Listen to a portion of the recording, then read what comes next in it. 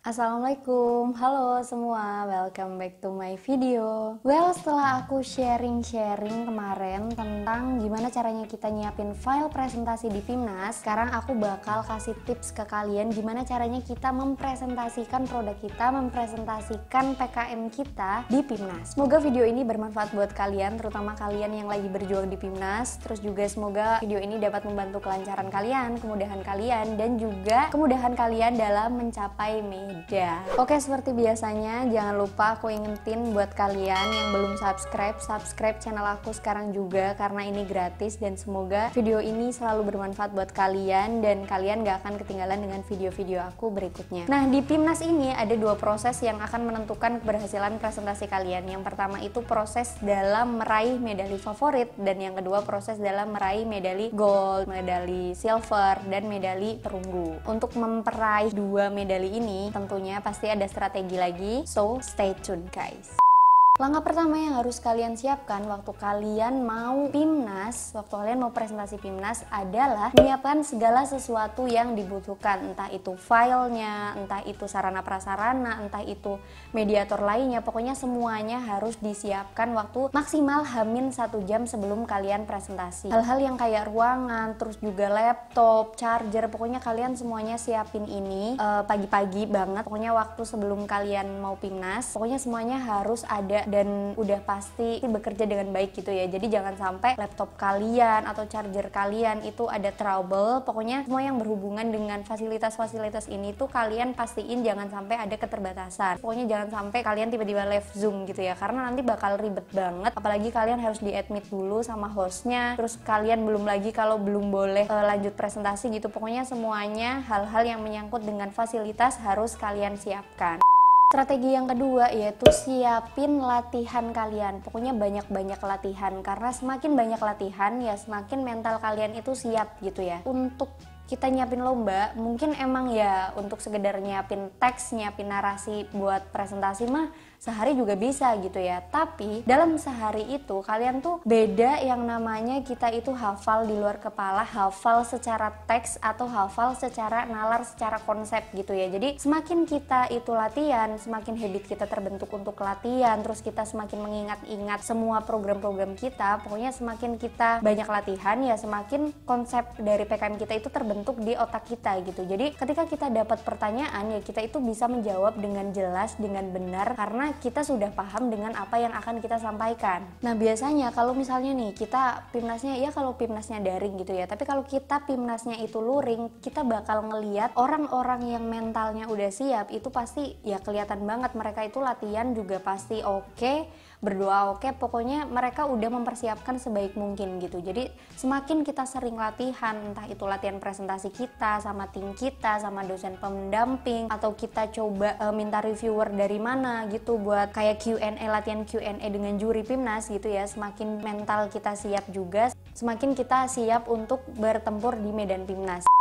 Langkah yang ketiga yaitu banyak nanya. Yaps, kepo ya, kepo banget gitu istilahnya. Kita boleh kok kepo sama produk kita boleh kepo sama program kita gitu. Kita harus bertanya-tanya ke diri sendiri, apa sih yang aku belum paham dengan produk atau jasa atau program PKM yang aku buat? Apa yang belum paham antara tim? Kita harus latihan saling bertanya gitu ya, dengan misalnya nih kan ada job desk, si A tentang latar belakangnya, si B tentang metodenya, si C tentang gimana pemasarannya. Pokoknya kita saling nanya di situ supaya nanti ini bakal membantu banget waktu kita Q&A dengan jurinya gitu ya. Nah, semakin celah-celah pertanyaan itu kita itu semakin kecil atau semakin gak ada pertanyaan, berarti semakin kalian itu matang dalam mempersiapkan atau dalam menguasai konsep PKM kalian.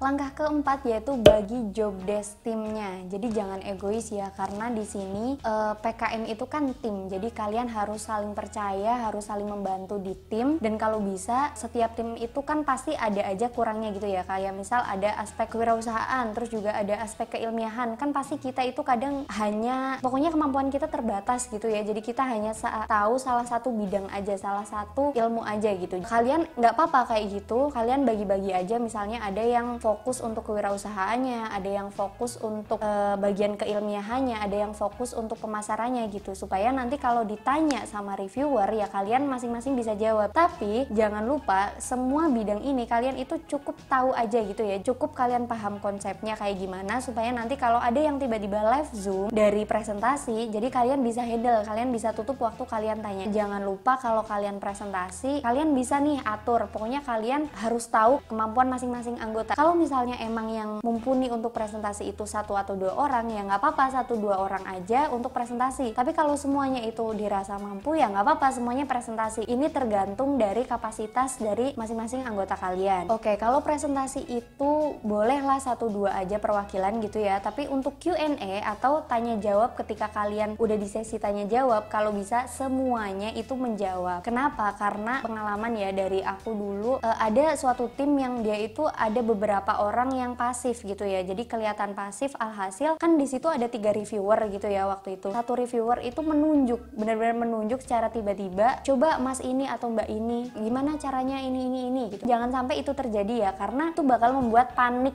anggota kita. Kalian itu kalau ngejawab itu sesuai dari bidang-bidang kalian. Kalau kalian dirasa mampu untuk menjawab ya kalian jawab. Jangan sampai ada anggota yang pasif dan jangan sampai tiba-tiba ditanya kayak gitu. Biasanya kalau kaget atau nggak siap, padahal kalian mampu nih, tapi karena kalian nggak siap atau kaget, jadi nanti agak keblibet gitu ya. Pokoknya jangan sampai ini terjadi.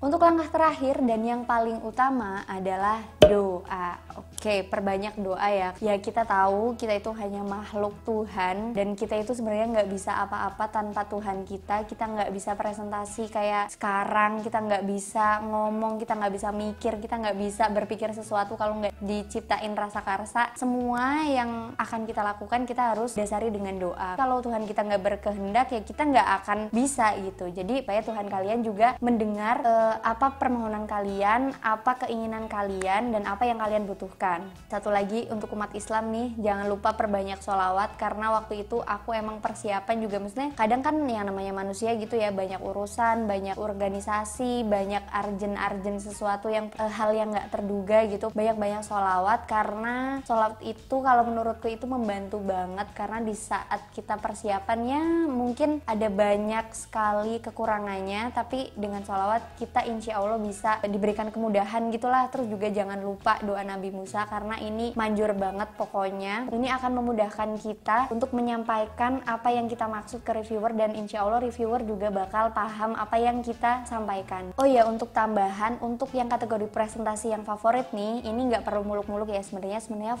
favorit presentasi itu bukan kayak juara 4-nya medali yang setelah perunggu gitu, tapi favorit presentasi ini adalah kalian yang presentasinya itu semangat dan tentunya unik ya, karena waktu itu aku inget banget ada orang yang pakai pakaian khas daerah gitulah, pokoknya dia itu unik. Jadi karena mereka semangat dan mereka itu unik, jadi itu yang bakal menang di saat perebutan medali favorit presentasi.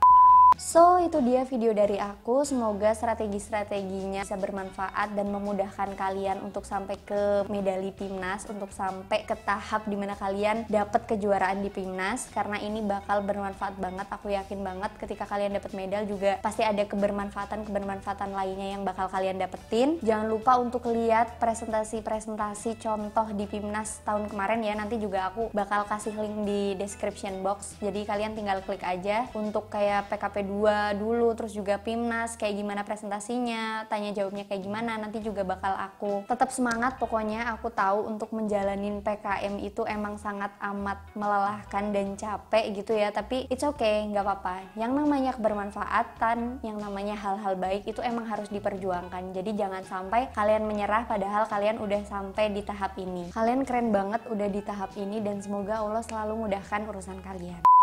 Well, semoga video ini bermanfaat. Jangan lupa sekali lagi untuk subscribe channel aku sekarang juga bagi yang belum, karena subscribe itu gratis dan kalian gak akan ketinggalan dengan video-video aku berikutnya. Jangan lupa untuk like, jangan lupa untuk komen juga kalau ada pertanyaan seputar PIMNAS.